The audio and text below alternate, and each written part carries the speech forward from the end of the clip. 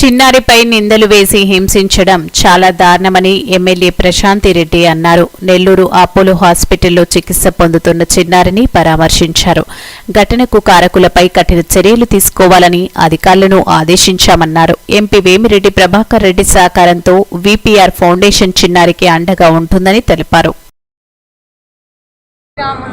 నెల్లూరు జిల్లాలో కుర్తిపాలెం గ్రామం కాకర్ల దిబ్బలో నిన్న మా నోటీస్కి ఒక ఇష్యూ వచ్చింది.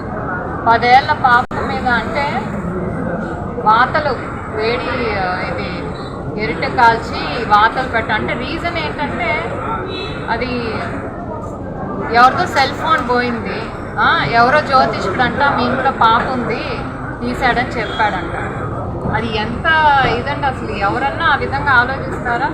ఆధారాలు లేవు, ఏమీ లేవు, కేవలం ఆ జ్యోతిష్కుడు చెప్పాడు ఆ పాపే తీసుంటుంది మీ ఇంట్లో అని చెప్పి కనీసం పాపకి మాట్లాడే అవకాశం ఇవ్వకుండా, చెప్పే అవకాశం కూడా ఇవ్వకుండా వేడి గట్టి తీసుకొని కాల్చి మూతి మీద, చేతుల మీద, కాళ్ళ మీద వాతలు పెట్టారంటే ఎంత అమానుషమో మనందరం కూడా ఆలోచించాలి. పాప పేరెంట్స్ ఇక్కడ ఉండరు, తన వాళ్ళని చుట్టాల ఇంటి దగ్గర వదిలిపెట్టి వాళ్ళు ఎక్కడో బతుకు తెరువు కోసం వేరే చోటుకు వెళ్ళారు.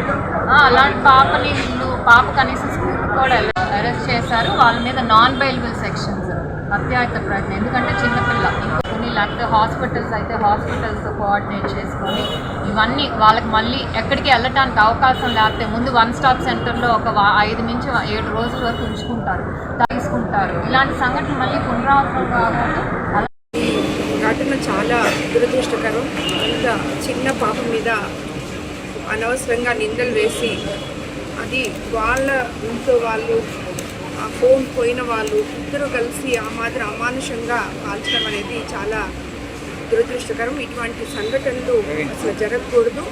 జరిగింది వెంటనే డిఎస్పీ గారికి కాల్ చేసి వాళ్ళని అరెస్ట్ చేయమని చెప్పి అదుపులోకి తీసుకోమని చెప్పి కూడా చెప్పడం జరిగింది. అలాగే మా తెలుగుదేశం నాయకులు, లోకల్ లీడర్స్ అందరూ కలిసి ఆ పాపను తీసుకొచ్చి హాస్పిటల్లో అడ్మిట్ చేశారు. ఆల్రెడీ ఒక సర్జరీ కూడా చేశాము. ఆ పాప సేఫ్గా ఉంది. తర్వాత కూడా ఆ పాపని మా కస్టడీలో ఉండేటట్టు ఎంపీ గారు వేమిరెడ్డి ప్రభాకర్ రెడ్డి గారు వీపీఆర్ ఫౌండేషన్ తరఫున ఆ పాపకి హెల్ప్ చేస్తాము అని చెప్పడం జరిగింది. ఏది ఏమైనా మనం ఈ ప్రెస్ మీట్లో ఇవి మాట్లాడుకోవడం, హెల్ప్ చేయడం ఇదన్నీ ఒక ఎత్తైతే ఆ పాపకు అలా జరగకూడదు. జరగడం మాత్రం చాలా దురదృష్టం.